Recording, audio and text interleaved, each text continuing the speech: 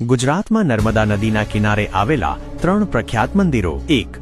ગરુડેશ્વર। નર્મદા ગરુડેશ્વર નાંદોદ તાલુકામાં આવેલું ગામ છે।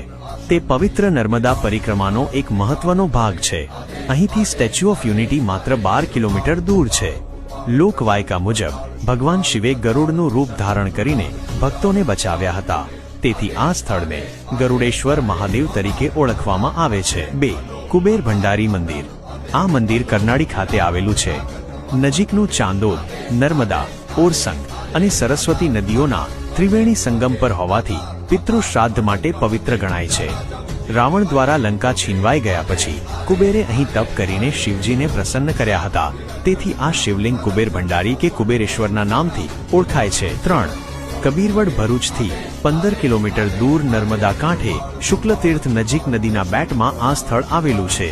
તેનું નામ પ્રખ્યાત સંત કબીરના નામ પરથી પડ્યું છે, જેઓ અહીં રહ્યા હતા। અહીંનો વિશાળ વડલો 550 વર્ષથી વધુ જૂનો છે, જે સંત કબીર દ્વારા નંખાયેલી દાતણની ચીરીમાંથી ઉગ્યો હોવાની લોકવાયકા છે। આવી અવનવી વાતો જાણવા માટે જોયું છે ને સબસ્ક્રાઇબ અને ફોલો કરો।